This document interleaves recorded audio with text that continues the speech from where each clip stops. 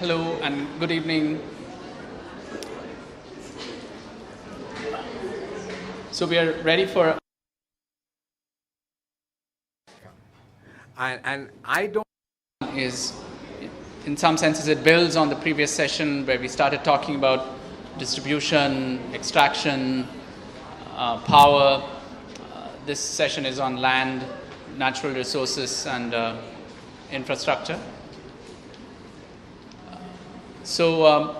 And in the chair is Dr. Pakiasothy Saravanamuttu, the director of the Center for Policy Alternatives here in Colombo, an organization that has done extensive work on the question of land issues.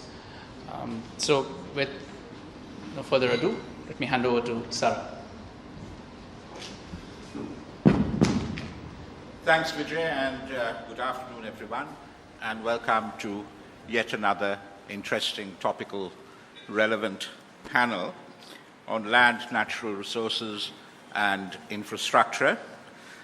And the brief that I have been given is that land and natural resource grabs and dispossession are at the heart of many conflicts.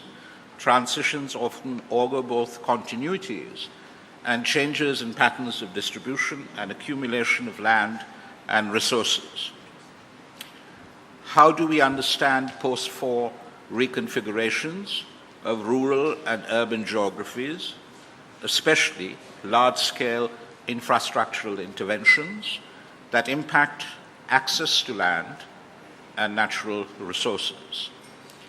When do such reconfigurations consolidate pre-existing patterns of exclusion or entrench new ones, leading to land grabs or dispossession? More generally, what are the social and political effects of such altered economic geographies, infrastructural interventions, and reshaping of the built environment? How do they shape our thinking about post-war developments and its outcomes? So to kick off our panel, we have Sunanda Linn, who will talk to us about the importance of land resource management in rural development during the transition of Myanmar. Sunanda is a research associate working for a think tank led by the chief economic advisor to the president of Myanmar. Sunanda.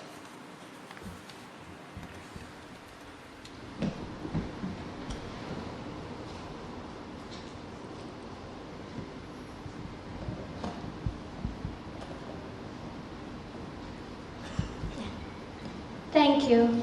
Mingalaba, hello in my language. This is my very first time to visit Sri Lanka, and I also think that some of you may also be new to Myanmar. So it is a great opportunity for me to share about our country apart from my study. And I also would like to thank SIPA for having me to this great event. As you all know that Myanmar is currently in the transition from the military government to a democratic society. So there are lots of challenges. But of course, civil society, government, as well as all the stakeholders, including the former ethnic armed groups, are trying to be united together, although we have many disagreements among each other. So in that case, I would like to highlight a very important issue during the transition, that is land grabbing in our country. Actually, I'm working on public finance issues and some economy-related research. And then I happen to be interested in land issues because when I conducted the industrial zone assessment, I found out that land grabbing is the most challenging for the industrial development as well as for the to promote the living standard of the rural population. So I will start. Yes.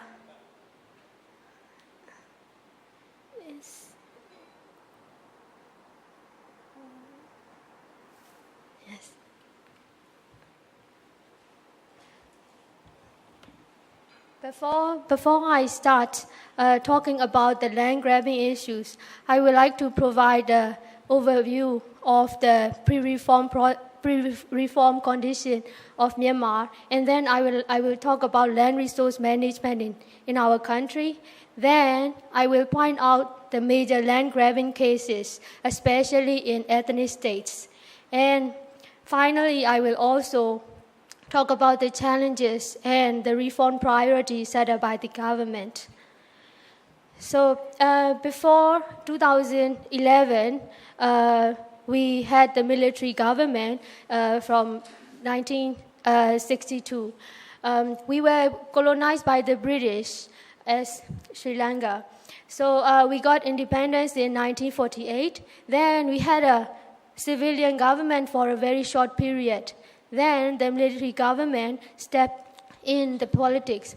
And then in 1988, we had a crisis in our country, which was led by the student leaders and the pro-democracy leader, Daw Aung San Suu Kyi. Then after that, as you all know that, we were ruled by the military government till 2010. And we were hit by the cyclone Nargis in 2008. Just before the referendum for the constitution. So in 2000, after the general elections in 2010, the new quasi-civilian government is in place. The reason I use the term that quasi-civilian government is that the majority of the officers are the former military officers. So you will see that in the parliament, the green spot represent the military appointees. So military is still dominate the parliament as well as the executive. Before 2011, as you all know, that Myanmar was isolated from the international communities for 5 decades. The failed economic policy also left the country as one of the least developed countries in the whole world. So Human Development Index is also lower than that of comparable countries in ASEAN. So according to the IHLCA survey, 1/5 of children in poor families are not enrolled in primary education. And apart from that, due to the lack of healthcare workers, child mortality rate is also very high. So the 70% of our population is in the rural area. And then 1/3 of that 70% of rural population are actually landless farmers. So as I presented previously, Cyclone Nargis hit the country in 2008 to the rice bowl of Myanmar, where we produce rice for the country as well as for the export. And apart from that, we are relying on the revenues from extractive resources, especially mining, oil and gas, and oil and gas. So as you will see in the chart that the investment is highly concentrated in that extractive sector. But the per capita GDP of Myanmar is lower than that of some comparable ASEAN countries. So then I would like to highlight the reform process in Myanmar. According to the government, reform process is distinguished as the wave. So in the first wave of the reform, in the initial stage of reform, government focused on the multi-party democracy, and then they are trying to compromise with the major opposition groups, including Daw Aung San Suu Kyi's party. Then in 2012 and 13, they focused on the reform strategy, and for the very first time, they established the framework for economic and social reform, which is a key document in dealing with the international communities. But we are still facing challenges such as, especially due to the openness of the media, people raise many issues, especially the land disputes in all states and regions. So in 2013 and 14, currently government is initiating the third wave of the reform that focusing on the solid foundation for democracy, and the president highlight the assistance to farmers. Then they also set up the 7 priorities of the reform. So some are the basic needs of the population, and some are focusing on the economic private sector development. So as I mentioned before that land issue is one of the challenges in the reform process. I would like to provide the information about land use management in Myanmar. According to the Constitution, land and all resources underneath the ground is owned by the state. And then government established the farmland law in 2012. And later on, vacant, fallow, and virgin land management law is also developed. And according to that law, Central Committee is formed by the President, which is the authorized body to deal with land disputes. But in the weakness of that law is that since the committee can just decide whether land is vacant or not, it is the major challenge for the shifting cultivation, because in the upland areas, majority of people are practicing the customary law. And because of that shifting cultivation method, they just leave the land to enrich the soil for a while after harvesting, and then they reuse the land. So in that case, the Central Committee can easily take the lands and reallocate it. Another issue is that farmer needs to make registration at the government agencies assigned by the central government. So the process takes long, and there are many procedures that discourage farmers to make registrations. Apart from that, task forces are also formed at the state and regional level. I also would like to highlight the major land grabbers and the types of land confiscation. The majority of land are confiscated because of the large-scale agricultural project and private farms.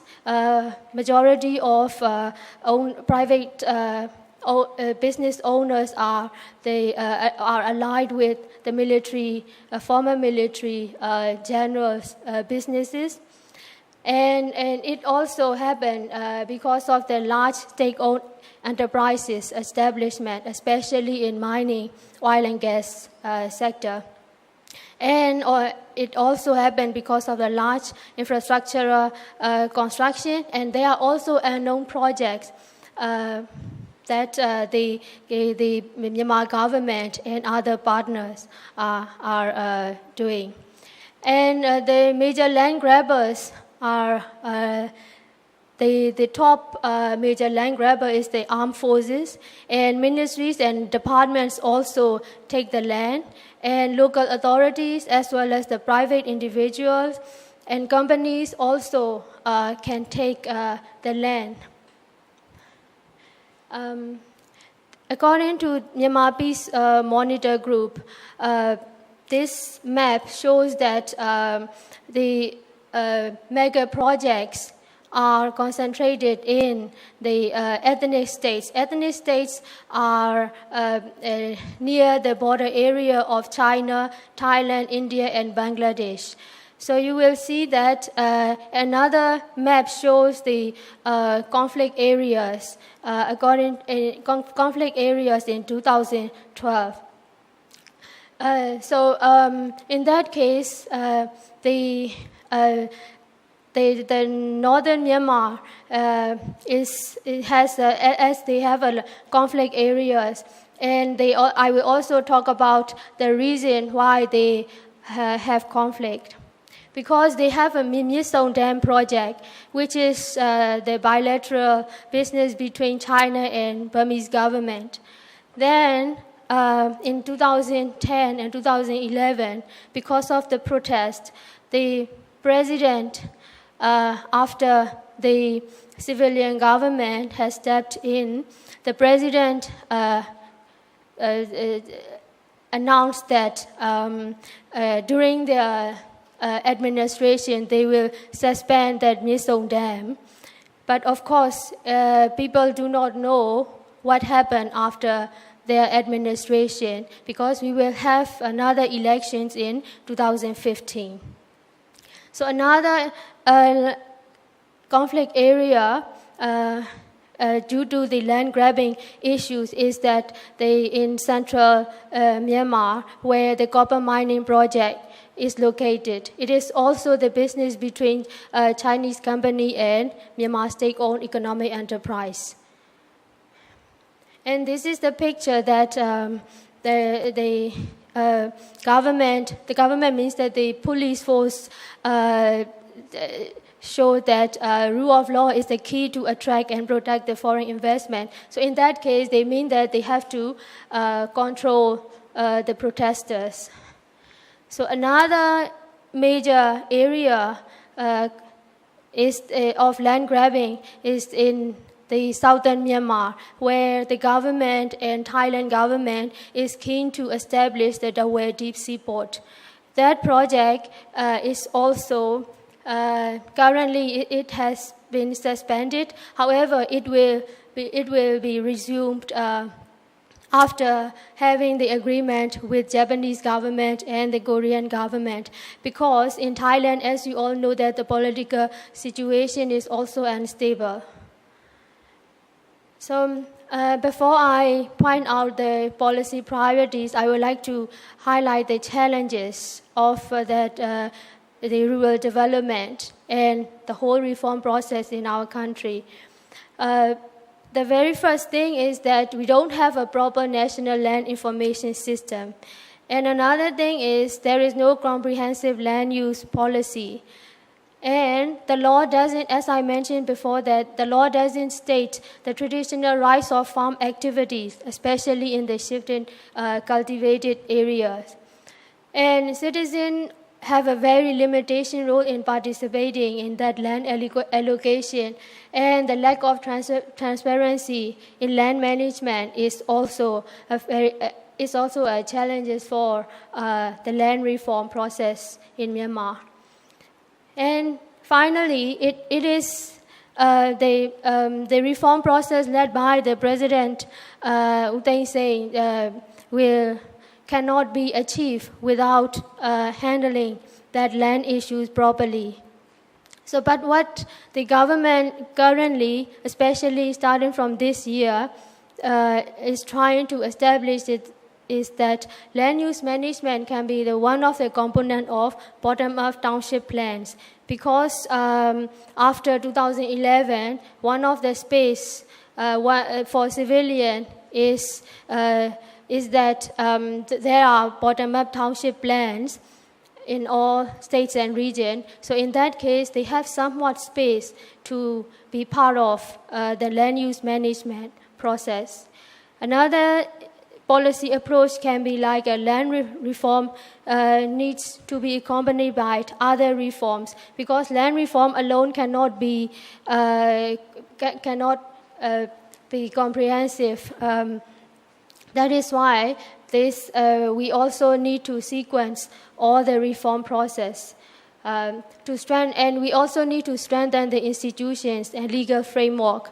Especially, we also need the sufficient financial support to ensure the feasibility and sustainability of the reform process in Myanmar. Thank you, and welcome to the questions. Thank you, and thank you for keeping within the time limits. The proceedings will be we'll have the three papers, and then we will move for points of clarification, points of information, and then general discussion. The next speaker is Harshavardhan Bhat, who is going to talk of architecture, post-conflict infrastructure, and its discursive curve.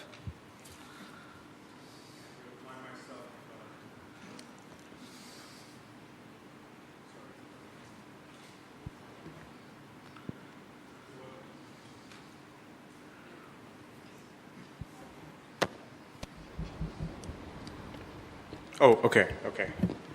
All right.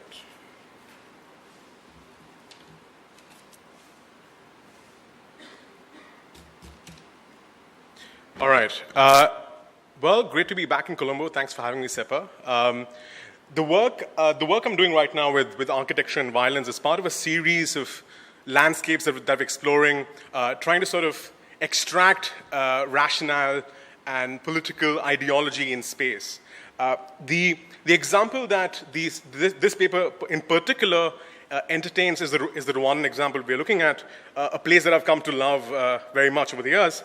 But I think the primary point is to think of architecture as a repressor and not just as sort of a receiver of violence in an architecture in its forensic form, as researchers like Eyal Weizman talk about. So what I'm going to do is quickly sort of go through the Rwandan example, just show you where we're starting from in the Rwandan perspective, and then sort of move on to some theory. Hopefully I can complete in the next 15 minutes. All right. It's going to clutter. Okay. I think the primary question we encountered in the investigation is there such a thing called an African architecture? And I think one realizes that there isn't. So I think the two categories sort of, you realize that because of the process of violence and colonial baggage, where you sort of end up with is A, the museum, and then B, the political configuration, imaginations of what is new and imagined through sort of the political imagination, the grand vision as they call it.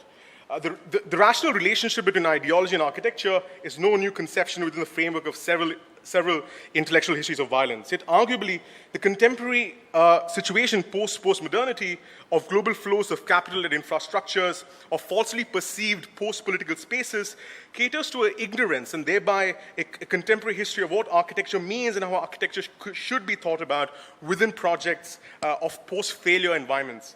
It is this new politique that this paper intends to theorize further as a scripture to be acknowledged and strategically used in the intervention and production of human habitats. So one of the things we are extremely cautious about is not to walk into the sort of the urban condition habitats sort of discourse, which we feel while it benefits the sort of the inequality discourse, does not talk about the discourse on how design empowers and design creates sort of a political agenda or is a product of a political consequence.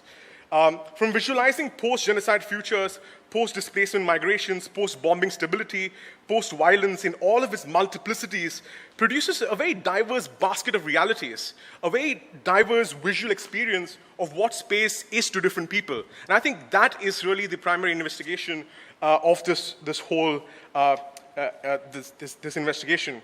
The intention of using the Rwandan example is to most importantly expand our understanding of how political futures impact material habitual design and acknowledge pathways of thinking of reconstruction connected to the nuances of ideology and the subversive interpretive lingua of development after conflict. What is the visual dimension of conflict, of the post-conflict experience? The notion also observes that the cause for the future often displaces and redacts history as a project of political erasure. And architecture is perhaps the most truistic way, the most sort of true and embodied form in which political erasure is displayed and projected. If you look at Rwanda, and this is an interesting continuation from where the last speaker left, Rwanda's had a series of very well-organized and structural land programs. So to start out with the Imidugudu, which was this whole program the government, the RPF-led government came out with to basically facilitate land accessibility to people who are coming back after the war, after the genocide. And you've had displacements in the 1960s, the 1970s, and of course the 1994 genocide. So this whole Immigrant program has been criticized and at the same time valorized. I mean, it's extremely challenging to situate an ethics behind such a program. But you have people like Catherine Newberry who argue that the project was an assignment in high modernism, equipped to launch the state's interest in socially engineering a certain kind of behavior.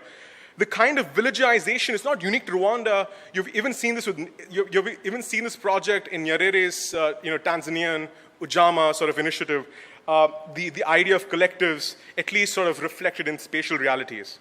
And then you also had the Presidential Land Commission more recently, especially on looking into the Eastern Province, which was very, very controversial because you've had these phases of restructuring of who owns land, right? So, this whole discourse of land goes way back into colonial history, something I'm not going to go back into. But it's interesting to see that sort of the Gacaca model of reconciliation, which the Rwandan government adopted, of people accepting the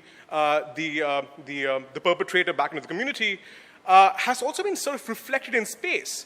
So you had, for example, divisions of house, divisions of property made where the Tutsi occupant of the previous Tutsi occupant comes back and occupies the same space in which you had the Hutu occupant. So you have this very interesting dialogue, which again, you have sort of a very polarized viewpoint of this issue. But historically, you've had the Ubukonde and the Ikingi as processes of sort of land, passing on land in Rwanda, generally based on the power, central power systems of the ruler or patronage systems, community sort of identified models of passing on land. So where is Rwanda today? And I think this is a vast leap we're going to make. This is the rooftop of the Nyanza Palace near Kigali.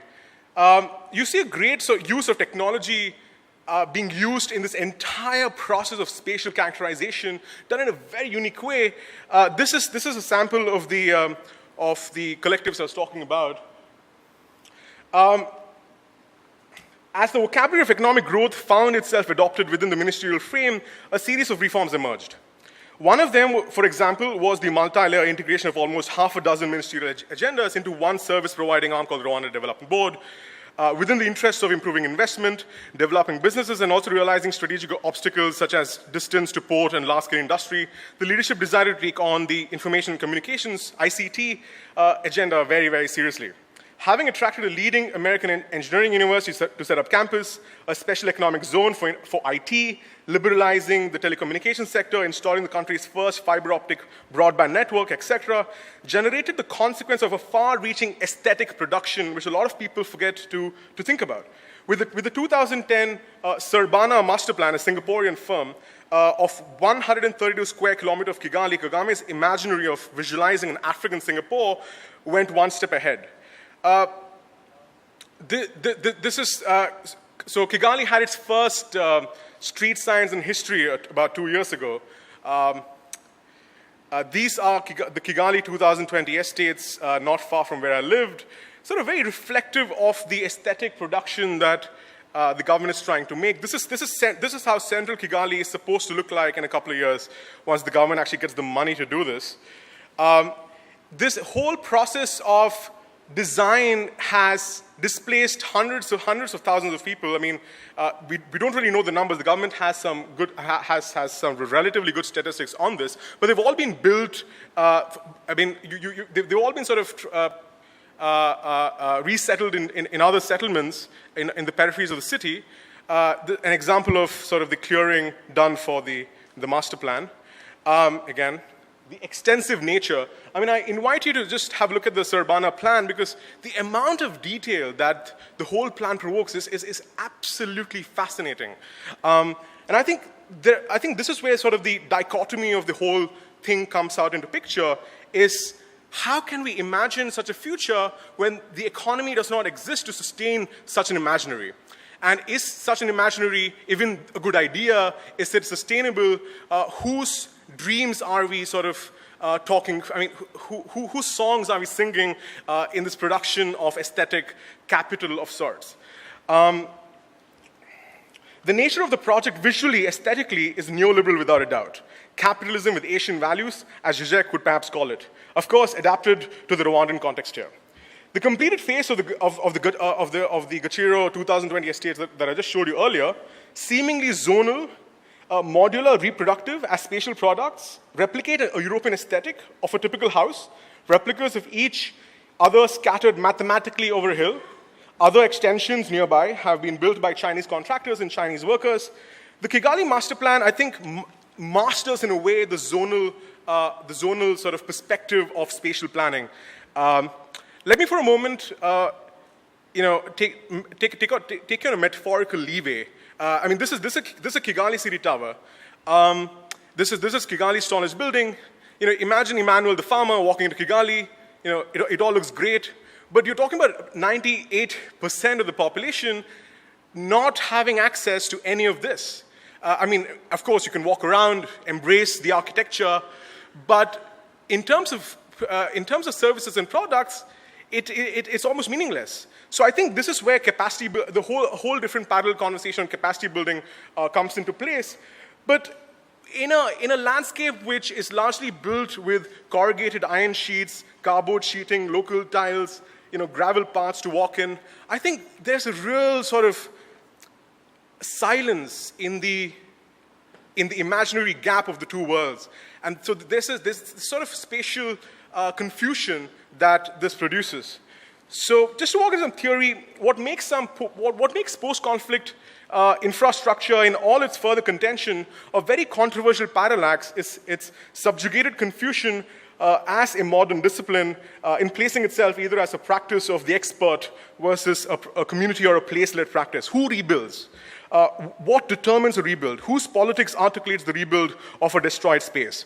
What the development industry has arguably done over the past few decades is influence the development of infrastructure as per a perceived epistemology of science, that only one kind of science exists, and therefore only one imagination of development exists. So this whole sort of conversation on growth has produced a very sort of, I mean, not to use one of those swear words again, but very linear way of thinking about spatial development, about spatial aesthetics. The intended consequence, the Sloterdijken bubble, the great canvas of models, anticipating political monkey see, monkey do concepts, and systems finally corrupted and speculation bound thanks to the complexity of diverse human societies. And I think this brings us to two fundamental viewpoints. The first fundamental viewpoint here is that the leadership wants to participate in the global flow. And the leadership, in doing that, sort of acknowledges that growth is reconciliation. And this whole concept that growth is reconciliation is somehow, perhaps in many ways, not human enough. To further expand certain governments, for example, have taken up the neoliberal project from a very strong representative direction. And I think this is an example of it. I was reading Sebald recently and on the national history of destruction, and there were very interesting observations on the German experience after the air bombings. And I quote, "As Heinrich Böll acknowledged, with what we found when we came back home, proves on closer inspection to be an instrument already tuned to individual and collective amnesia, and probably influenced by pre-conscious self-censorship, a means of obscuring a world that could no longer be presented in comprehensible terms. There was a tacit agreement, equally binding on everyone, that the true state of material and moral ruin in which the country found itself was not to be described.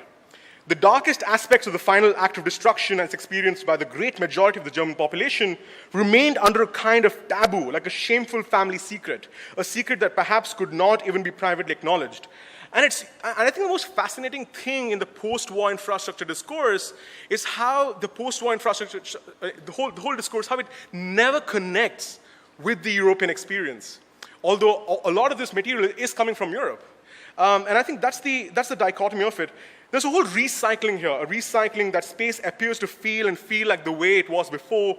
But here you have a project of creating a new memory, a new imagination, a new enforcement of a political value to secure a certain kind of politics. This is one of the plans. This is the new SEZ section. They have the wetlands in between, and I'm just basically just to give you an idea of scale here. This is Kigali in 1999, the first one on the left. 2002 and 2011. This is the largest expansion Kigali has ever seen in its history. If you look at Kigali back in the day during the colonial period, or even after, right before the genocide, Kigali was a very, very, very, very small city. It is a very small township. But today it's growing, and it's growing really, really fast. But this speed is not necessarily a domestic, it's not necessarily domestic growth. And I think that it's very interesting to see how the political economy of the global flow sort of integrates itself with spatial capital on this note. And I think here we come into E.R. Weizmann, and I think there are 2 points here. One is that architecture can be a criminal act, and two is that architecture is truistic in value, is that there are very few violences that can possibly exist other than the sort of the innocence of architecture. The crime was undertaken by the architects and planners in the way they drafted their lines and development plans. The proof was in the drawings, I quote Weizmann. How can we think of reverse engineering or deconstructing architectural production from post-development perspective in order to trigger democratic spatial production? Or do we have to rely on the visionaries of state and capital to show us the way forward? I think this is a fundamentally big question. I don't really have any answers, but I think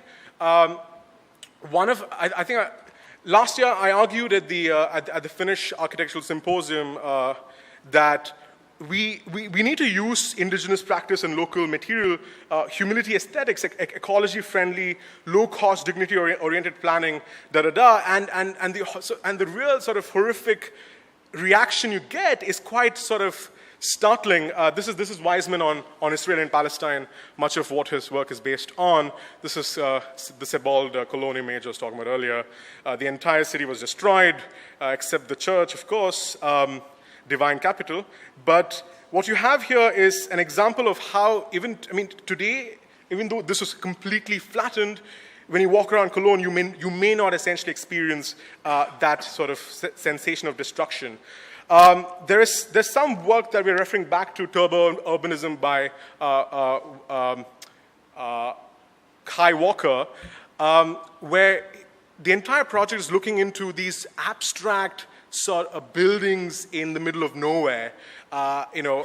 He has a 5-story building, so I'm going to build a 7-story building. He's got an 8-story building with glass, so I'm going to have an 8-story building with walls.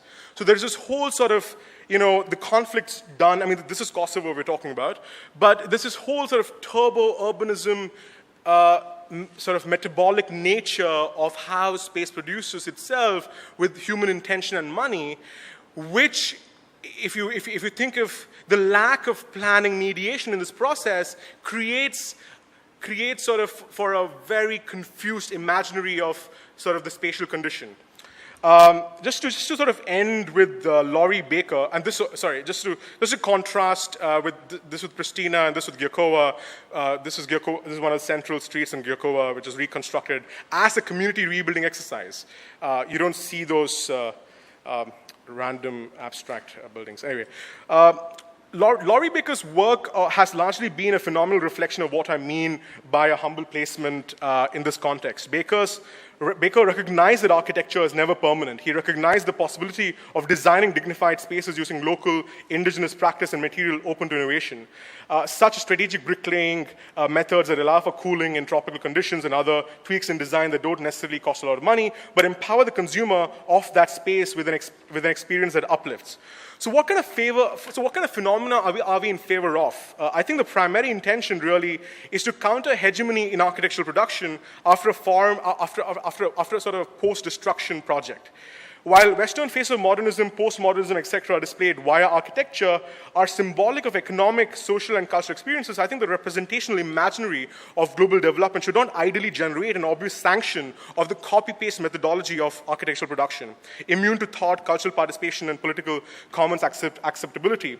While one can argue that this does not take place democratically all the time, I think the responsibility here also rests with the one in power, the state, the architect, the development planner, who else? that another knowledge can be made possible. This is Laurie Baker at work. And this was a really recent project that actually discovered a bunch of these Harvard GSD students were commissioned to build this hospital in northern Rwanda. And a lot of the content is online, and what was really sort of empowering was the use of local material, local workers, and sort of conceptualizing a local aesthetic into a highly dignified, a highly sophisticated structure. I think the gap here we see is of a certain kind of knowledge production through space. And I think the great debate is how can we decolonize architecture, and going beyond sort of decolonizing planning is I think, a conversation worth having. Thank you.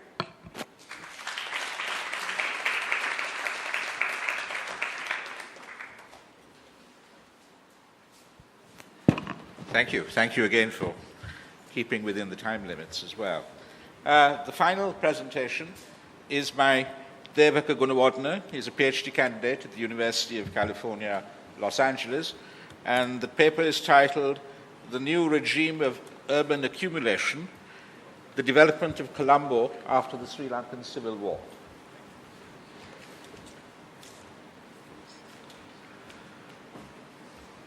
Hello. Okay, so I thought I was going to do a PowerPoint with some book covers, but turns out I was a little too lazy for that. But hopefully my words will be captivating enough. So here we go. Okay, so since the end of the civil war in 2009 in Sri Lanka, the regime of Mahinda Rajapaksa has been criticized for bringing Sri Lanka to the point of political and economic crisis. Primarily, it is often argued, from a moralistic perspective, that the regime is dependent on personal networks of patronage and that it is involved in corrupt activities. At the same time, the regime is part of a larger society and thus reflects trends in the overall development of the country. Accordingly, people have attempted to criticize the Rajapaksa regime based on its particular vision of development and the resulting implications for inequality. This includes the massive campaign to beautify the city of Colombo, including mass displacement of slum dwellers and the development of new parks. Nevertheless, such personalistic critiques often ignore the fact that the regime sits at the intersection of a contingent set of historical circumstances. In my paper, I will concentrate specifically on the apparently contradictory fact that the regime presents itself as based on the support of rural constituencies, while simultaneously promoting the massive development of urban areas, particularly Colombo. In itself, however, the latter is nothing new. Since the late 1970s, Colombo has been at the forefront of the country's development, becoming an important contributor to the economy in its own right. And this is often reflected in this, right? Colombo is about 50% of the economic GDP of the country, or whatever. So yet common perceptions of urbanization seem to ignore the fact that the Rajapaksa regime's current attitude toward Colombo is no more a reflection of its own personal goals and orientations than it is the contingent product of a deeper political and economic shift. Accordingly, I argue that the Rajapaksa regime's apparently contradictory attitudes to Colombo must be analyzed in relation to the fact that to a large extent, industrialization based primarily on promoting garment factories has failed. This occurred for various historical reasons that I'll elaborate briefly later on. As a result, in the post-war period, there has been greater emphasis on developing real estate and financing these massive infrastructure projects. And this is seen as a continuation of the apparent bias towards Colombo. But these patterns in fact reveal a deeper historical contingency that moves us beyond personalistic assessments of the regime and its motivations. In the rest of my paper, I will focus on the resulting implications for our understanding of inequality. So beginning in the 1970s, many economists and development practitioners thought that outsourcing jobs based on cheap labor from northern to southern countries would lead to the industrialization of the latter. To some extent, this came true for a number of countries in Southeast Asia. Still, there are many places, such as Sri Lanka, that lag behind. In the case of Sri Lanka, authors have variously argued that the gap was a product of the ethnic conflict, which allegedly chased away investment in electronics and other more sustainable industries. Regardless, the incomplete nature of industrialization coincided with the entrance of speculative trends in finance and infrastructure. The resulting shift affects people's lives and forces us to confront new forms of inequality. So again, as I've mentioned several times, I'm not focusing so much on the Rajapaksa regime, right, as a group of individuals, but rather what this shift away from garment factory-led industrialization means for now the new patterns of urban accumulation, right, especially this financing of massive infrastructure. Accordingly, the apparent emphasis on financial speculation promotes new forms of inequality that don't necessarily conform to common depictions of class resistance to neoliberalism. Instead, these trends demand a critical framework that speaks more persuasively to the ambiguous nature of contemporary class anxieties in southern countries. And here touching on issues of, for example, debt and cost of living, right? Issues of consumption that now have become the focus of much political attention. So in the conclusion, I'll discuss briefly this alternative of populism as a historical and comparative framework. And it can enable us to think about the novel ways in which popular constituencies are both managed by and possibly resistant to regimes in Sri Lanka. So I just realized, I'll try and turn this into a more conversational piece because I don't know how much time I have. So anyways, there's this whole issue, right, of late industrialization, right? So this began really under J.R. Jayawardena in the late 1970s, right? So he began promoting garment factories just north of the city of Colombo as a way to industrialize the country. And in fact, many economists were very optimistic towards these developments. For example, the economists Premachandra Attukorala and Sarath Rajapatirana offer an optimistic narrative of these potential changes, describing the diffusion of technical skills and the expansion of industry to about 25% of the GDP by the mid-1990s.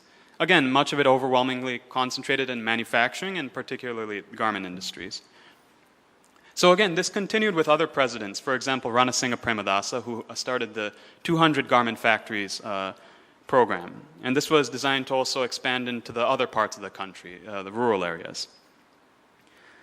Nevertheless, I argue that by around the time of, later part of Chandrika Kumaratunga's tenure, the president after Premadasa, there was already a subtle shift to real estate and telecommunications as new areas of growth in the economy. In particular, the Jayawardena regime was able to attract limited investment from Western countries that at the time were seeking to outsource a selected range of jobs. This fact was complemented by the multi-fiber agreement and the generalized system of preferences, or GSP+, that until the mid to late 2000s gave Sri Lanka preferential access to Western markets. In contrast, it's striking to note how the narrative about garment factories providing the backbone of the country's development has disappeared. As one report by the Island newspaper, quoting a Free Trade Zone Union secretary, puts it, prior to 2004, there were over 1 million workers in 832 garment factories spread countrywide. But after the quota system of the WTO was abolished, only 318 factories remain, employing 283,000 workers, with several medium and small-scale factories closing down. So more generally, it's also seen in the larger development literature that actually garment factories as well are kind of a weak basis for industrialization because of what Jane Wills and Angela Hill argue are low startup entry costs, labor intensity, and the ease of subcontracting. Right? So this, again, affects it as a substantive basis for industrialization. So given these factors, it's useful to inquire into the particular historical experiences from which we generalize to larger narratives about modernization and development. Toward this end, anthropologist James Ferguson's work, and here I would have had a picture of James Ferguson's book, on the decline of mining in the Zambian copper belt is useful to think with. In fact, his book is called Expectations of Modernity, right? He argues that such decline during the 1980s, coupled with the impact of structural adjustment programs, has led to Zambians' renewed longing for older modernization narratives in the context of the continent of Africa, which has been increasingly bypassed by these narratives of success in globalization, right? So taking Ferguson's analytic approach in a different direction, in my paper I'm not so much interested in pursuing a genealogy of development as I am tracking the implications of these shifting historical circumstances for our understanding of inequality, right? So inequality in a broad sense, right? How do we understand it based on class or these new forms of finance, for example? So in the case of Sri Lanka, this is in fact reflected in the incomplete project of an outsourcing as a model for industrialization and the development of class relations. So now I'm going to turn to the new trends, right, which are the financial speculation in infrastructure. So in the post-war period, there's been a lot of talk about this economic success, right? And here, I use the term post-war a little vaguely because actually the statistics I'm looking at go from 2007 to 2012.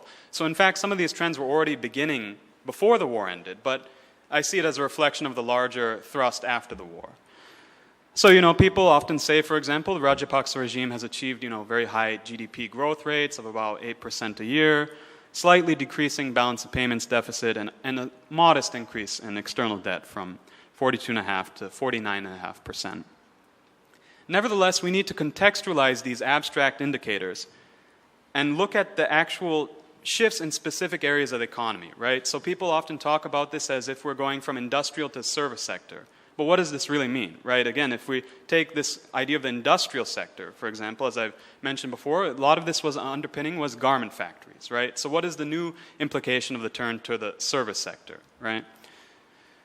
And actually, this also goes back to, presentation yesterday where Muthukrishna Sarvananthan was talking about, specifically disaggregating, right, growth rates and looking at which areas of the economy are being affected. So if we actually look at national debt, we see a steady rise in the government's dependence on finance. And this includes a significant increase in private short-term credit and loans to finance the balance of payments gap. So, just some brief statistics. Financial markets have come to own about 34% of the external debt in 2012, as opposed to just 13% in 2007. Radical leap, right? Short-term debt as a proportion of external debt has shot up about 5 times. And so even neoliberal critics of the regime are complaining that it's relying too much on commercial borrowing and not enough on foreign direct investment, right? The good kind of investment. So where's this finance really coming from? So it's being invested in infrastructure, right? And so in contrast now to the tremendous growth for manufacturing during the 1980s, for example, construction now achieves comparatively higher growth rates vis-a-vis manufacturing. So construction is really crucial now. In addition, this is seen as developing a platform for real estate, and this includes leasing lands and selling bonds through state banks to foreign investors. And you can see this as Aileen Kadarigam mentioned yesterday, just massive expansion of state bonds, right? You can see all these various banks are releasing, floating $1 billion bonds and all.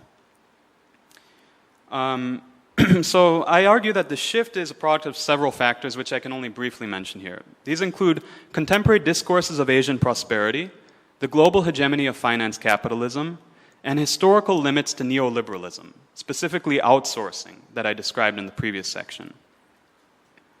So this isn't to say that manufacturing has simply disappeared, but rather it now stagnates as a proportion of the GDP, with limited possibilities for diversification.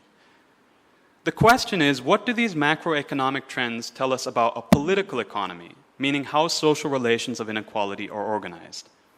Currently, and this is a big part of my argument, currently policy instruments and mechanisms are moving away from outsourcing and the related neoliberal domination over labor as the source of economic expansion.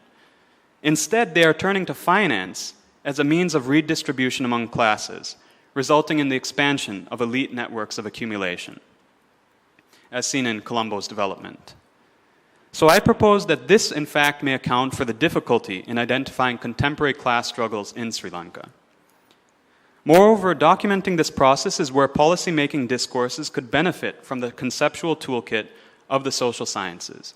And here, it's been very interesting and enlightening to come as a social scientist. And, a lot of this is based on policy discourse, but really I want to foreground these relations of power and inequality, right? And again, these are based on historical trends. So I'm going to skip the next section I had on the state for reasons of time, but I'll just briefly summarize. So basically, all these economic changes are reflected in the state institutions. So you have this one really important one called the Greater Colombo Economic Commission, which was, again, founded during J.R. Jayawardena's time to promote industrial development. And it basically granted this board the power to declare areas for industrial development, right? Later on in the 90s, this became the Board of Investment. In fact, the current regime now uses this Board of Investment in conjunction with the Strategic Developments Act, right? And so the Strategic Development Act basically says you get tax concessions if it's a project that's vital to the national interest or something equally vague. So again, whereas the Greater Colombo Economic Commission was based on precisely industrial development, this is a much more expanded, ambiguous definition of what's in the public interest, right? But again, it's through these state institutions that you're seeing then the reconfiguration of elite networks of accumulation. And here you see people complaining, for example, about James Packer getting tax concessions for this casino resort. And just in general, right, the expansion of bonds precisely through state banks. So the issue with this is that, nevertheless, it's difficult then to track inequality, or makes it more difficult to track, as it's quickly subsumed within a critique of the regime's alleged cronyism and abuse of state power. So again, this goes back to where it then becomes a personalistic critique, right? They're abusing the state, right? But actually, how does this reflect deeper political economic trends, right? Okay, so now I turn finally to the last question. So moving from these elite networks, now what are the implications for the common folk, right? Regular people. So in light of the previous sections, I reiterate, to what extent was the rise of the free trade zones indicative of larger working class trends? For many, the Gunawardena regime's crushing of the 1980 strike and the resulting imposition of new labor laws appeared to be the first shot in a new struggle against neoliberalism. In order to test this hypothesis, in the case of my paper, I have attempted to disaggregate neoliberalism and identify which components are relevant to Sri Lanka. And so here specifically I focused on outsourcing, right? Using this variable as a measure, I've identified the shift from a notion of late industrialization to an emphasis on the development of infrastructure through finance. As a result of this shift, there's a resulting change in the content and character of class. Such changes, again, have theoretical consequences. So in a very broad sense, Goran Thorborn, a sociologist, has provided a broad framework for understanding now contemporary class issues in southern countries. And he writes, in contrast to the industrial working class, the heteroclite aggregate known as the quote-unquote middle class is the bearer of no specific relations of production and harbors no particular developmental tendencies apart from discretionary consumption. Yet, however it is defined,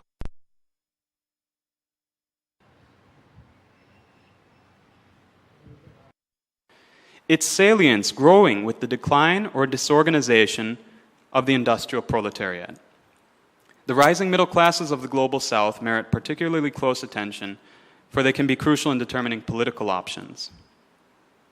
So the way I see it, Thorborn offers us the possibility of rethinking class in terms of consumption as opposed to production, right? And again, this goes back to Sri Lanka with now the concerns and criticism over the rising cost of living, right? So I would argue that we need to complement this re-theorization of class with new theories of populism, okay? So this doesn't mean abandoning class analysis, but again, reconsidering its purpose. So in the case of Sri Lanka, I wish to move beyond abstract narratives of the shift from the industrial to the service sector, as reflected in changes to Colombo, in order to discuss more precisely the effects of urban change on inequality. Specifically, this would entail mapping employment across a variety of occupational categories in the formal economy, informal economy, and finally in relation to debt, both public and private. These have important political implications for populist trends that attempt to articulate messy and overlapping constituencies as concrete political actors.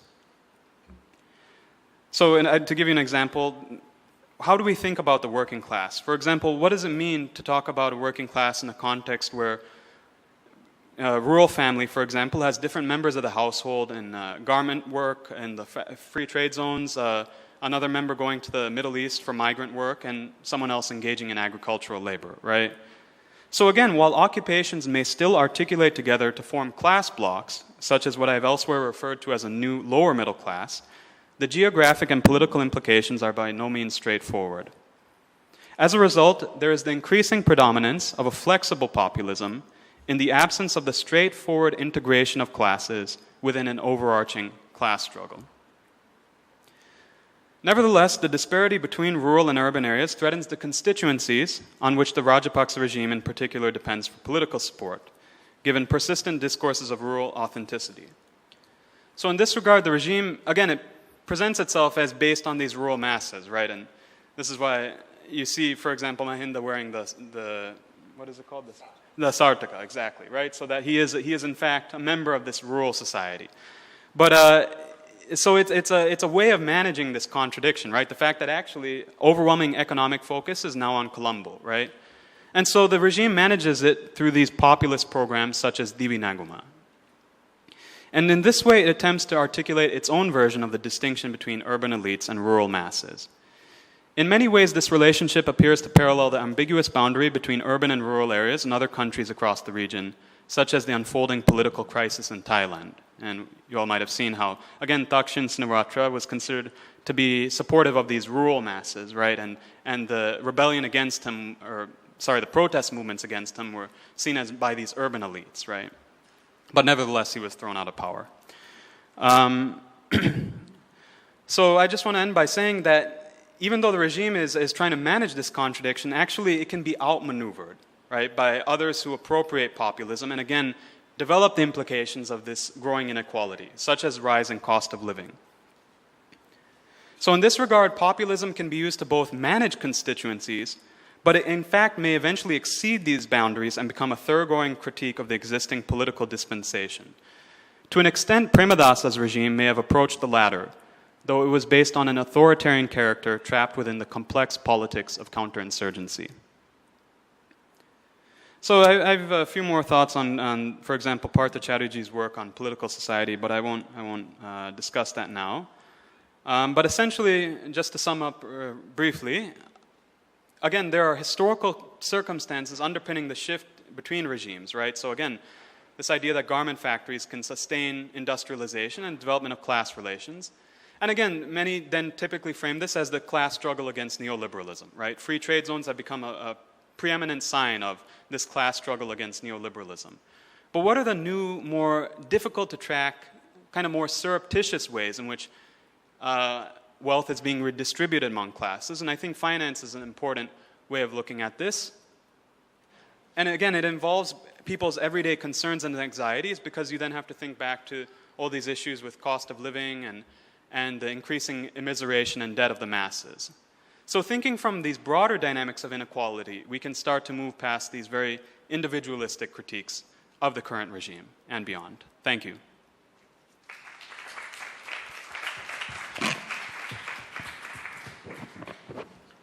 Thank you. Before we go into a general question and answer session, are there any points of information or clarification anyone would like to ask from the speakers?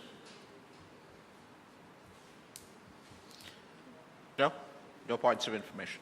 Okay, I think we've had three very rich presentations taken together, rather reminiscent of the opening lines of Anna Karenina about happy families and unhappy families. There are similarities, and of course, there are differences as well. Sitting from where I am, and in terms of the disciplines that I was taught, I suppose one of the key questions that arises to me is that whole point about power and the whole question of who sets the agenda in terms of demarcating the space and for what purpose, and indeed for what design. It also therefore begs the question of a regime, whether it has taken power by a military coup or through a populist campaign and the ballot box, as to whether the citizens at large have abrogated the responsibility for space, for architecture, for design, and I mean these in metaphorical terms, to that regime. Is the argument about participation, about inclusion, about marginalization, does it take into account the anxieties and frustrations of an intelligentsia or literate middle class who assume that the citizens in the provinces and in the villages, etc., are being played out, de-represented by the programs of architecture and the demarcations of space? Who is thrilled by the post-war modernization? Is it the middle class intelligentsia who feel that this is in some way a crass characterization and a firm, deliberate attempt to recreate and rewrite history? Or is this the vision that the less articulate sections of society really want realized? Who are the great supporters in the Sri Lankan context, for example, of the developmental projects and the beautification? Well, there's one very close by, and as we all know, there are more people outside than inside the buildings, and they go there because that is a space for them to congregate, to meet, whatever. But in terms of a financial proposition, I suggest to you that it's probably a dud at the end of the day. But I think these are important questions that we need to ask if we're going to go into this whole point about space, about the demarcation of space, the setting of the agenda. The other issue that comes up very strongly is allied to that, but that is about the rule of law. That wherever one is talking about land, talking about resources, the rule of law becomes tremendously important. And the rule of law in itself, I mean, I come from a very liberal tradition and I'm a great passionate champion of the rule of law, as understood a la Dicey right to the current day. But there are those who will make the point that the rule of law in itself is an instrument of oppression. Yeah? That it is used to help, to support, to give advantage to certain sections of the population as opposed to others. And I was struck, I would like actually clarification from Nandar, where she said in her piece, her presentation, that in Myanmar, all land is owned by the state. So there is no private land. There's no notion of private land. No, according to the constitution, land is owned by the state. Of course, the private sector can access to land based on the grant system. So it means that government can take the land anytime. But that is acquisition. There is a recognition that it is acquisition, that there needs to be a process by which it is taken over. Mm-hmm. Yeah? It's not an automatic right of just taking it over, at least ostensibly as far as the law is concerned. Yes. Yeah, I mean, so it does beg those questions of what the legal foundation is and the political implications of that legal foundation. So anyone wants to kick off with question, comment to begin with? Yes, please. Is there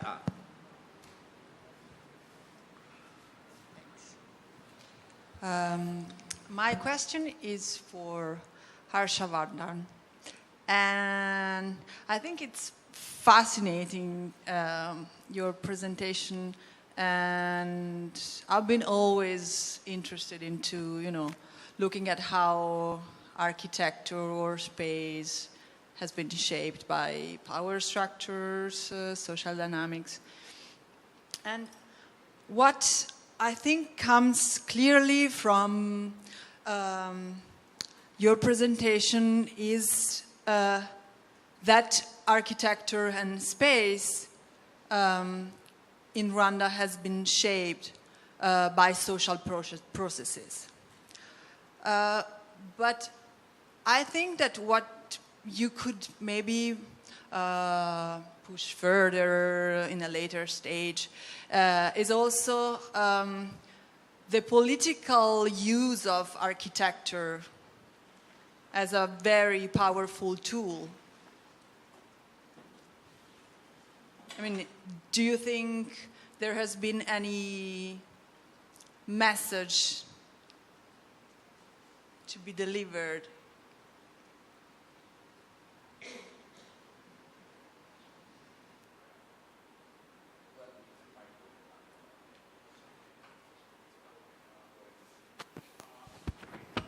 That's a great question. I think it's, in fact, I think the entire intention is to prove a political source. I think a lot of people have politicized the Rwandan land structures debate to an extreme length. I mean, some of it is extremely radical. I must confess that having worked on Government of Rwanda projects myself, I have seen the government side of the story here as well.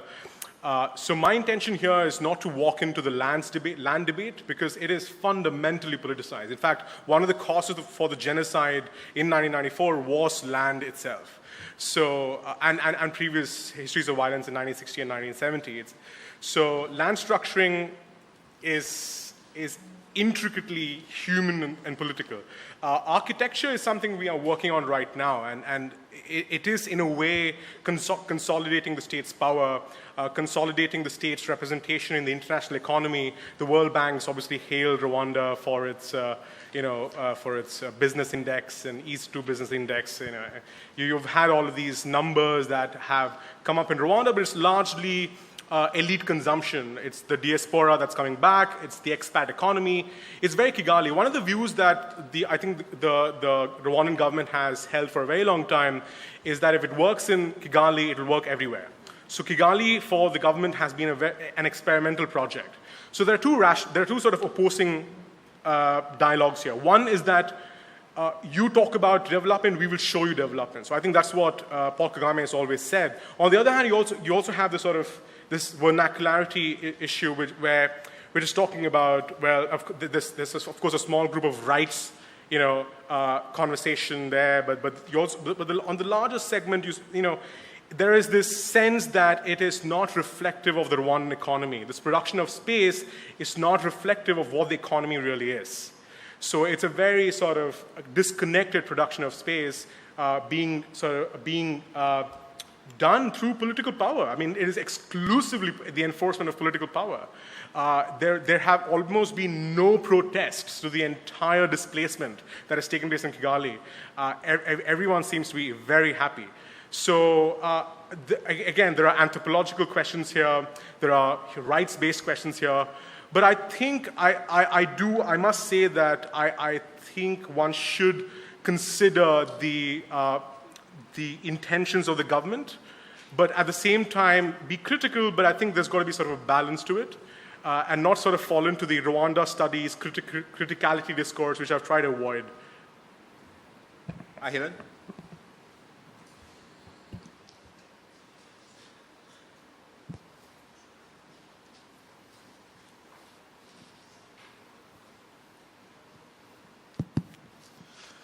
My question is to Devaka, but also the panel as well. In terms of this emphasis on space, right? Or in Devaka's case, this kind of shift that you have described to finance, and then finance related to urbanization. Now, on the one hand, how do we understand the class transformation that's also going on? It's not that the class transformation happens overnight. I mean, you want to shift from, as you mentioned, the regime as personality to the underlying changes, right? How do we understand that class transformation? Because I think it's also related, what we've seen around the world with the emphasis on finance and urbanization is also the increasing frequency of crises, right? How do we understand crises? So when all this capital flows in, but as you're talking about finance and so on, there is kind of the spectacle on the one hand of what we are seeing in terms of the beautification of Colombo and so on.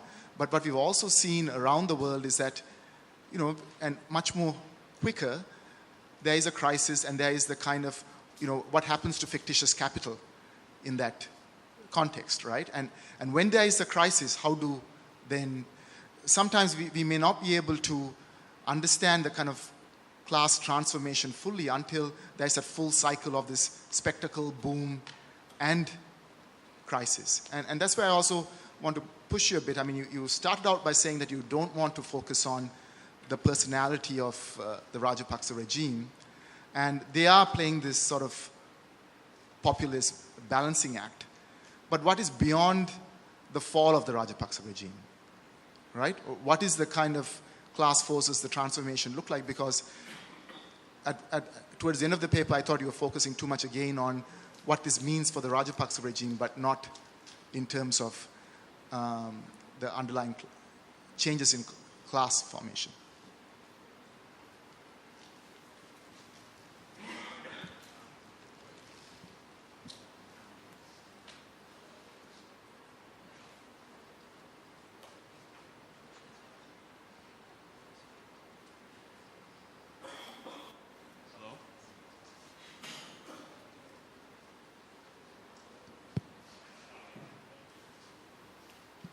Okay, right.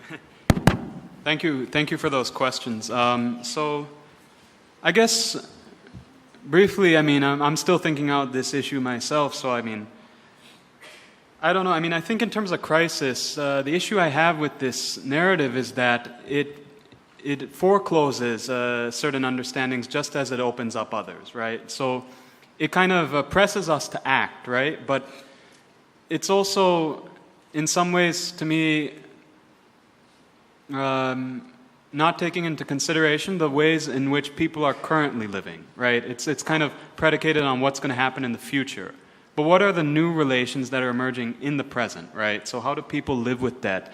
What are the kinds of basic issues people now have with this increase in the cost of goods and, you know, whatever the case may be? And so, I mean, I think that it's true that to a certain extent we only know what's really going on until the historical moment has passed, right? You know, quoting Hegel, right, that when the owl of Minerva has flown, that's when we actually see what was really the outcome of that historical trajectory. And in that sense, maybe we won't see the crystallization of these class forces until, you know, there's some crisis and budgets are slashed, right? Like, you know, austerity has been imposed elsewhere, and then you really see people get out into the street in full force, and then you really observe those kinds of class mobilization. But I think that in the meantime, I'm not sure whether this concept enables us to analyze what's occurring now in the present, right? Crisis is an implicitly future-oriented idea, right? That this will happen, right? But how do we talk about what's actually going on right now? And in this case, you know, how does this factor into, you know, I don't want to just put this in very micro terms, but how does it factor into how decisions people make every day, right? So, again, when the crisis happens, it may very well illuminate these trends, but how are people living every day? And what kinds of concerns and anxieties do they have in the present? And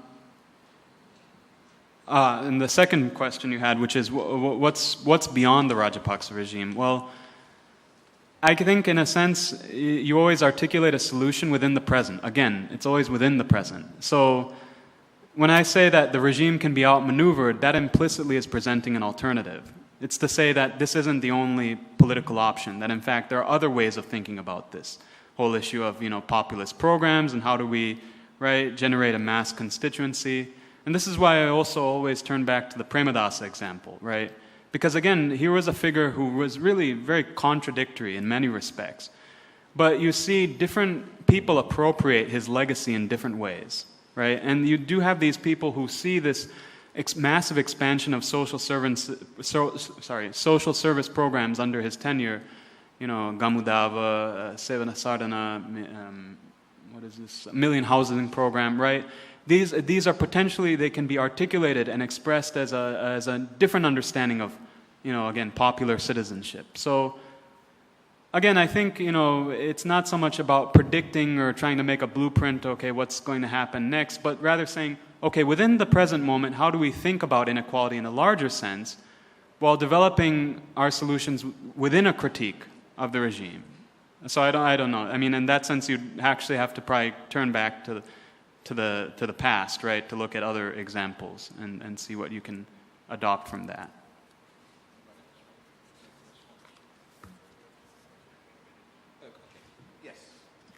Okay, thank you for your presentation. So my question is linked to some of the comments that the chair made, as well as the first question that was posed. So it is for Harshavardhan, and I'm very intrigued by this notion of architecture being the space for the manifestation, expression, reflection of political discourse, and I think that's absolutely right.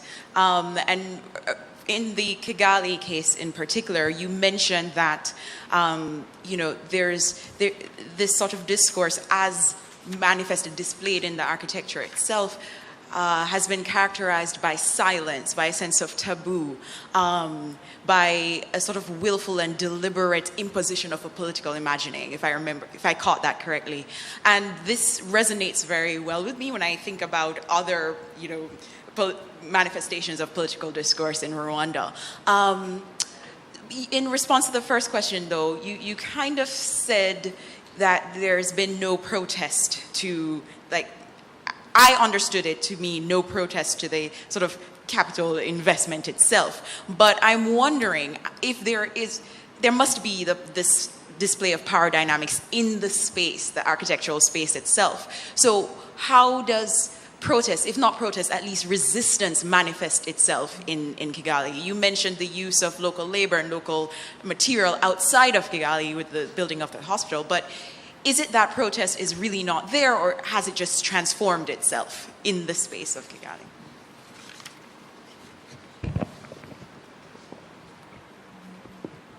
Okay, I'm just going to try and address the first question and the second question, because I think they're linked with each other very quickly.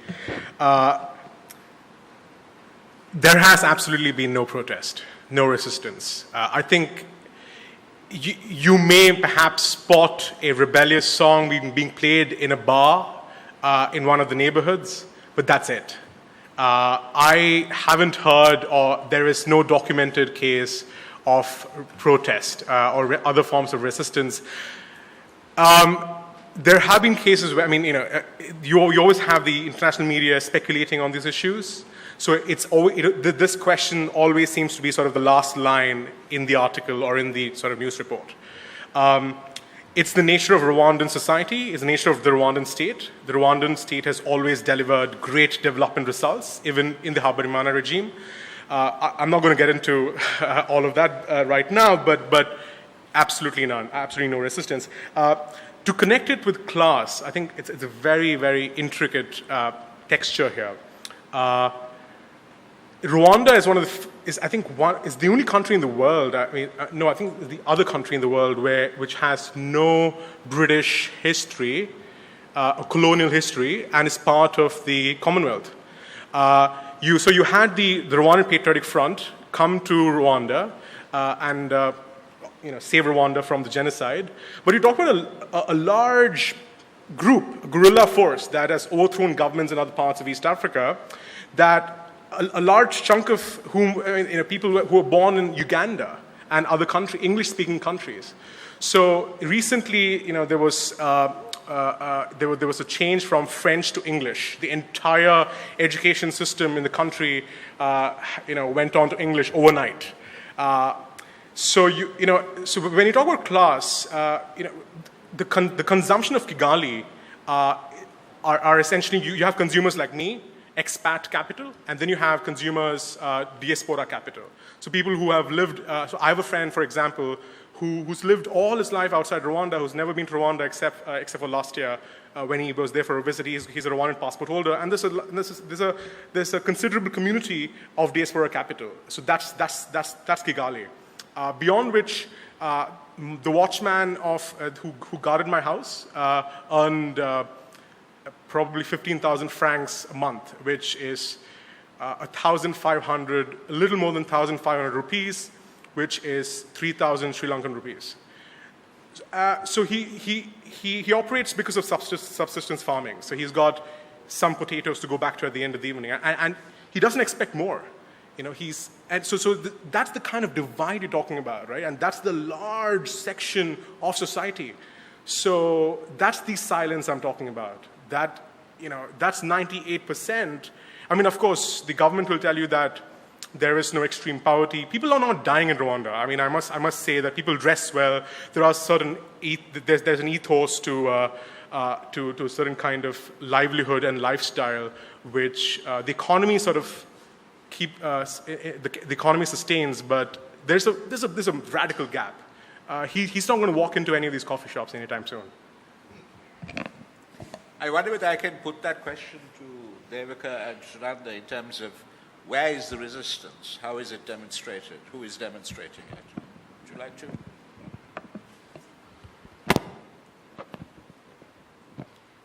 In our case, the very key thing is, of course, in the past, nobody dared to protest. But after the openness, especially after the openness of the media highlighted that land grabbing issues apart from 2008 Constitution and and the peace negotiation process. So it has become one of the top news in the state media as well as the private media. So in that case, civil societies also strengthen people. People means that farmers to protest the government. Of course, there are some civil societies are they are supported by some international agencies, and some are standing on their own. So, but the case is the way government is dealing the case depends on the situation. In some areas, the military as well as some companies compensated land. But the very important issue is that we have to consider is that after getting the compensation, whether the farmers' livelihood can be guaranteed or not is the key issues. Because when I conducted the industrial zone assessment, nobody studied on these issues, and these are like the unknown sector that people pay less attention. So that is why compensation alone itself is not enough. So we have to focus more on the livelihood changes of the farmers.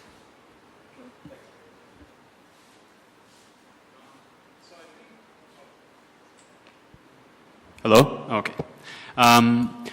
So I think this question of where's the resistance, well, I was just thinking how, I came to Sri Lanka, I think in 2006. That was probably the first visit I came when I was an adult. And I remember even back then, just briefly reading, there were protests by trade unions, right? And so it seemed like still there were, ever so often, even during the war, there were protests. That's really declined, surprisingly, but again, not so surprisingly if we take into consideration, right, the broader economic trends and all. So I think now what you're seeing is, these kinds of protests over fuel subsidy hikes, right, with this Fisher's movement, or, the protests against the electricity tariff hikes, and all these cost of living issues, right? But the question is, how do you politicize these, right? Because they then turn into kind of demanding and extracting from the state, but how does it become a kind of larger challenge to the state? So I think there is possibly resistance, but the question is whether it's being articulated as resistance to the regime or the state or whatever, or it's just dealing with more mundane issues. And the last thing I wanted to say was, I know that actually in this paper I didn't focus as much on the civil society critique, and I do think it is relevant, very much, this whole question of the rule of law. We can see that, there's a culture of impunity that affects ability to organize. But I think it still needs to be connected to or embedded in a popular framework, right? Because again, how do you address these issues in a way that's meaningful to people in their everyday lives? And so I think in this sense, shifting away from focus on more international agreements and attempting to leverage the situation in that way, and considering the kinds of popular frameworks that will make these basic issues of rule of law and all relevant and important to people's lives. Thanks. Yeah. Vijay? I just wanted to make 2 points, and one Devaka has actually anticipated. I think one of the issues has also been with both the, let's say, the development community and the rule of law community is that, in a sense, the politics of space and beyond that, the political economy of space has not really been dealt with by either. For one, for the development, first for the rule of law. For the rule of law community, it's been more about certain aspects of process. It's really about how can we dispossess people fairly. But actually, it's dispossession nevertheless, even if you do it by due process. Now, and a classic example of this is, all the land acquisition regimes in South Asia that we inherited from the British, right? It's really about how do you make dispossession predictable, follow a certain pattern, so therefore it can be challenged in a court of law, and so on and so forth. Now, for the development community, I think it's been dealing with space, its politics, its political economy, has been way too much about it being fragmented into individual entitlements or community entitlements. Not the point that, Devaka, you were just making about having a much larger political critique of, politicizing those entitlements in a much larger way. So, for instance, it's been about land titling. Now, we know, for instance, that land titling is actually in many ways the first step to dispossession. Now, Nandar, you raised a very good point about the National Land Information System, which is very important. But then, who will use that information? I mean, who is capable of using information about land? It is, again, power, capital, the state. So, in some senses, I think both the development community and the rule of law community have actually not really grappled sufficiently with space, its political economy, and its politics. And I think, in a sense, this panel really drives that home because, and here I just want to make my second comment, which is I think it would be very productive to kind of combine the kind of critical theory approach that Harsh you emphasized in reading space with the kind of emphasis, the historical emphasis that Devaka provides us in his kind of more political economy heavy approach. I think the two together is what we need, to give real purchase, to understand the political economy of space. Because, for instance, the free trade zones were also a spatial intervention. I mean, in that sense, it really is a classic exemplar of, spatial interventions. And I think we heard from Xiao that China actually exported that kind of spatial politics, tied in very closely with the political economy of accumulation of, a certain pattern of accumulating capital and certain forms of production. So I think it would be very interesting to do that. And I think in that sense, Devaka's strong political economy, historically grounded kind of assessment would really help us maybe understand a lot more the kind of historical trajectories for why, not just why space looks the way it does, but the people who inhabit those space, why are they divided or organized or segmented the way they are in terms of class particularly. Would anyone like to respond?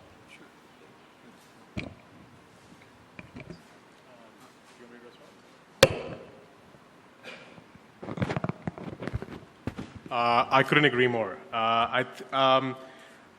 It's interesting because with the SEZ question was the question that recently brought the Rwandan government in agreeing to selling land to international investors. Just to sort of set the record straight as well, I just for getting it right. The government has achieved great results. I mean, with health, with nutrition, just to address your earlier query. But I mean, I think the challenge in a lot of these contexts is to embed the history with the politics of space and going beyond land into architecture, for example, especially in places like Rwanda, is what do you go back to? I think it's interesting that when you look back, you see a global flow, right? There's always this global flow, an exchange of ideas of how space should look. It's interesting, that the white man has always been called Muzungu in East Africa generally. And if you look at what the Muzungu is, this is the metaphorical example. It's only for the metaphorical value here. But, the Muzungu is someone who basically was spinning around and is lost, right? So the Africans saw the Muzungu, and, the reason why I sort of bring this up is to sort of bring in the language, the lingua. So I think there's a sort of a politics of lingua here as to what language is empowering or pushing down the other. Not to sound too Derridian, but to bring back the Derridian wolf into this whole picture. I mean, how do you catch the wolf? How do you sense the wolf? I'm sorry for those who have not read Derrida, but I think the wolf plays such a strong force in this entire conversation. And I'm not sure if historical analysis in some of these cases provides for that sort of view, development of the view. It may connect to larger global flows like the post-colony here, or the colony itself.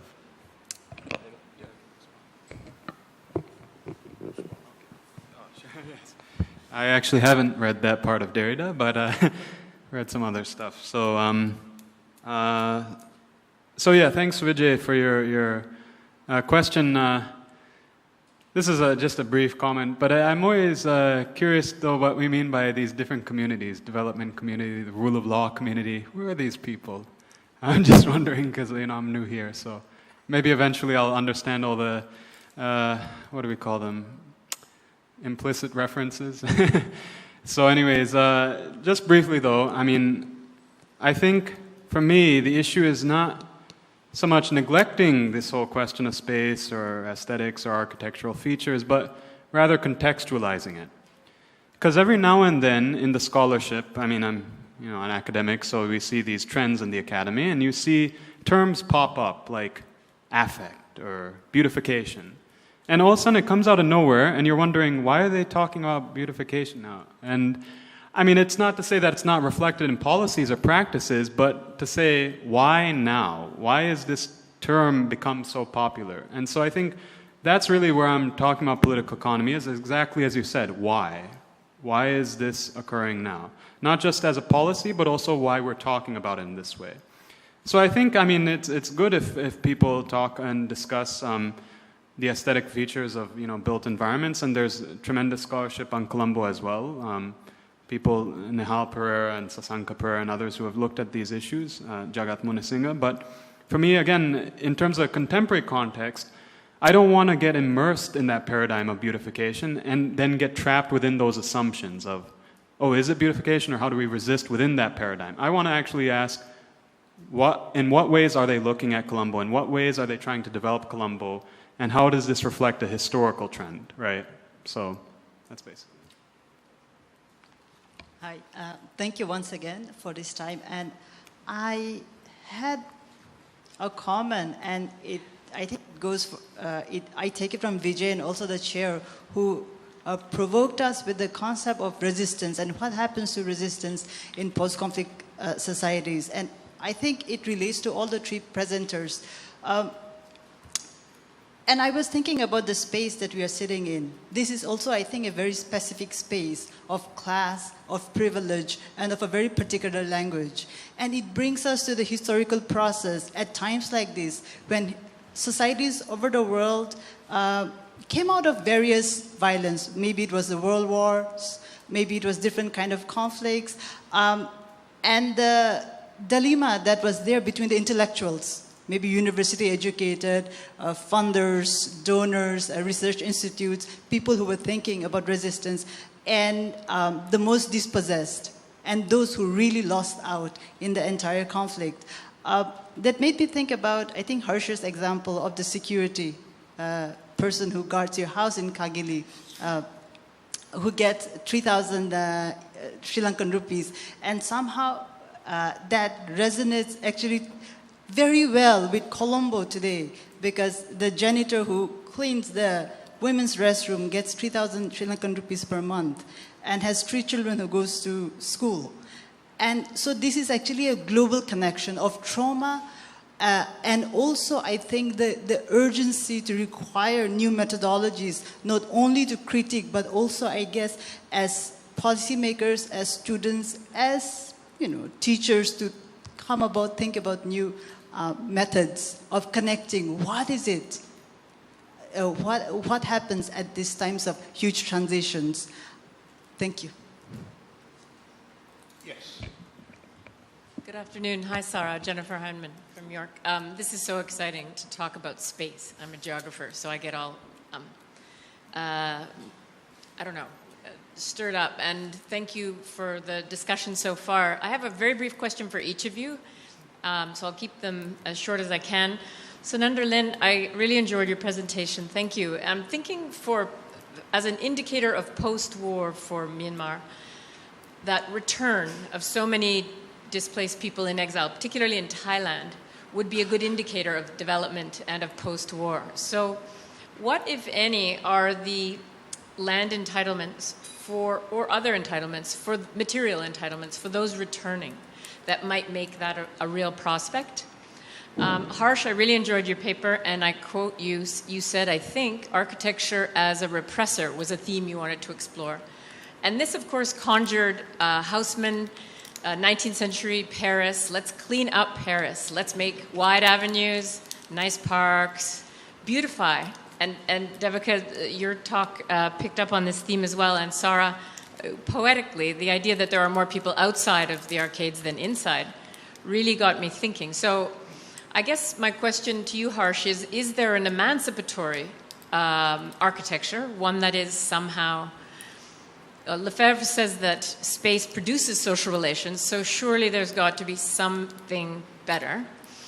Devaka, I was going to ask you a question, but then Ahilan totally scooped me. I couldn't ask it as well, but I would like you to comment maybe on Sara's reference to who's included, and Haussmann again. I mean, Paris was cleaned up by taking out the overcrowded slums. And really, much of it was done as a response to social unrest and to prevent the possibility of resistance. So maybe you could just briefly talk to that. Thank you so much. Who wants to go first? Thank you. Regarding that IDPs along the border area of Thai, Myanmar, as well as China-Burma border areas, the thing is that although the armed force group are in the peace negotiation process, but we don't have that land entitlement for IDPs yet. So this is one case. And as you know that we still have conflict in the northern Myanmar. So people are still fleeing from their home areas. So another case is that apart from the conflict zones, we also had a problem. We also have a problem in Cyclone Nargis affected area.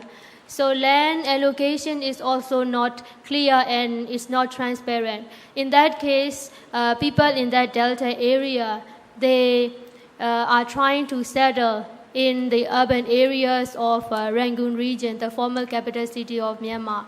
So in that case, there are lots of communal violences in these areas between that local people and the people from other areas, from the delta areas. And another issue is that the local government is very weak and they don't have any authorities in dealing with these issues. So in that case, I would like to point out not only that IDP, but also even people inside the country are facing the land allocation problem. Thank you.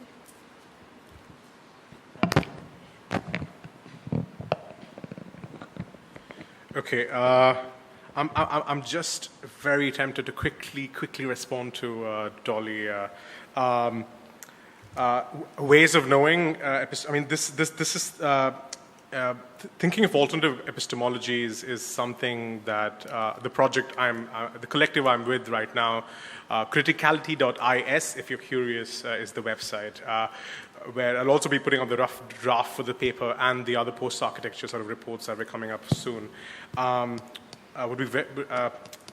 It's interesting because the notion of cognitive justice has never been associated with spatial relations. I mean, for example, Bhuvanantra Santos's and Shivashanathan's work on the public sphere and on sort of alternative conversations, I think has a great connector to space itself, because there's a very strong cultural link to how people imagine visual nature. I'd love to take the conversation forward. Jennifer, you have that is the question for one of my PhD proposals. Honestly, I really don't know. I think that we have contexts and we have emancipators within those contexts. I think any grand emancipator has failed, and wow, I really have no answer. I think just give me a moment. There's actually a Burkhardt quote that I really found very, very interesting, that the apartment for everyone suits no one, that the totalitarian dictator sort of sits in the nest of straight lines. So what I'm absolutely sure is that straight lines don't emancipate. And I think humans don't connect with straight lines necessarily. But I mean, again, this is I think a direction I'm currently thinking about, and as you can see, quite lost. but love to take this conversation forward as well. Yeah.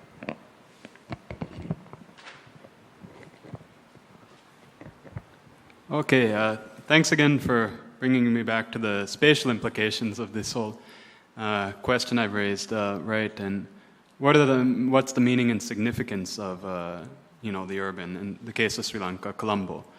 So I mean, I think that there's a very abstract approach you can take, which is to look at it from a kind of James Scott paradigm, which is that everything the state does, enumerating households, developing maps of a city, whatever it is this attempt to impose legibility and order, right, on very messy realities, right?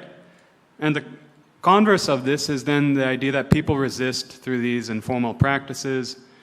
For example, he gives this example in Brasilia, this planned city in Brazil, of how they, moved all these people away from the plaza and created this very open space, but people came back and created their little cafes and sidewalks again, and again, it's a more general theoretical perspective, right? I mean, I don't say abstract to dismiss it. I mean, it's a general theoretical perspective, right? So power generates its own forms of resistance, right? So, and again, the Haussmann model is also often cited, right? So again, how Haussmann, this French urban planner, during the 1800s, during Napoleon's time, I think, created these broad boulevards, right? And again, as a reflection of the power of the state to impose this kind of order on space. So I think if we're going to contextualize that in the case of Sri Lanka, though, again, this is where I return back to this whole issue of political economy and the specific geographic aspects of Sri Lanka. Colombo, relatively speaking, is a small city. And not only that, the slums, quote unquote, the slums here are very much on a smaller scale than in, say, India, right? In India, you go to Mumbai or someplace, you have massive slums, right? But here you have dispersed settlements of about 500 to 500 households. So this then impacts the ways in which we translate theory, in regional context. For example, Arjun Appadurai has this whole theory, this anthropologist, of how slum dwellers resist policies in India. But I think that in some ways he has embedded geographic assumptions in his theory about the scale of slums, right? Whereas in Sri Lanka, I think it's much harder to identify that massive scale that could lead to those kinds of forms of resistance. Now, that's not to say that there hasn't been resistance in urban areas in Sri Lanka. For example, during the colonial period, Kumari Jayawardena has written this excellent book, The Rise of the Labor Movement in Ceylon, where she talks about how the Malayali dock workers were organized, right? And again, this was part of the plantation economy in Sri Lanka during the colonial period. And so essentially, that was, again, a product of unique historical circumstances. Again, what class formation was behind it? Okay, you had a plantation economy, and you had these people who happened to be dock workers who were then organizing or engaged in other services, like the railways, for example.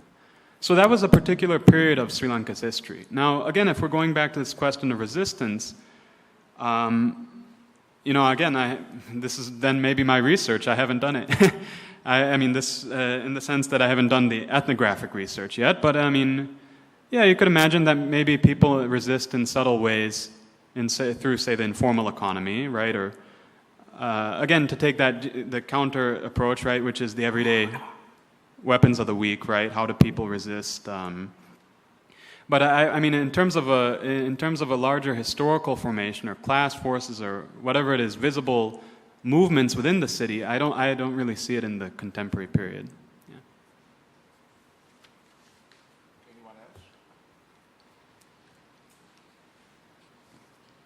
Actually, on that point of resistance, there is a wonderful photograph. The Sri Lankans here may remember it, when the walkways in this immediate vicinity were inaugurated.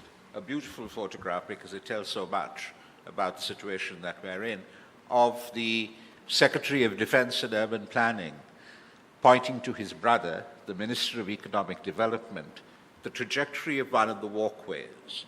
And the image on his face is one of tremendous satisfaction that there's absolutely nothing in his line of vision as he looked down the walkway.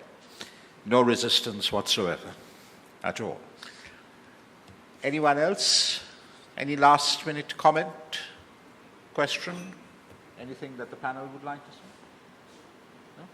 Nothing? No concluding remarks? Well, if you insist. I don't insist. I'm just sorry. I'm just sort of flowing on the emancipatory sort of notion on architecture, and I think as someone who studies violence, it's interesting because I was having a conversation with a friend a couple of days ago on Jose Saramago's blindness and what would a sensible space be for a society without sight. And I think the notions here. So, what would be emancipatory there? And I think there are three layers to this conversation. I think that the first layer is on the body. It's on what is the body doing, sort of in a space. The second, perhaps, the political, the cultural, and the third is, I think, of a constant process of destruction and reconstruction. I mean, any building dies; it's not permanent. I think we have architects today who are designing permanent stuff, and I think it's all temporal, it's all temporary. So it's all going to go down, it's all going to come up, it's all going to go down, it's all going to go. So I think death is sort of a very fluid notion to that sort of emancipatory vision, because how far can the vision go? The vision has a life. So I think, yeah. Anyone else?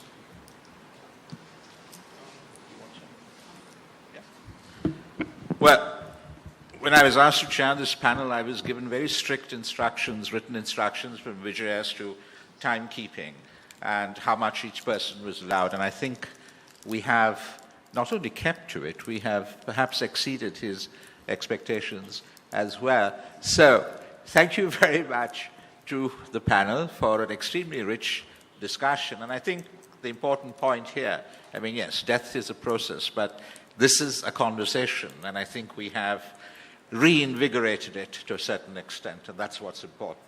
So thank you to the panel, and thank you to you as well.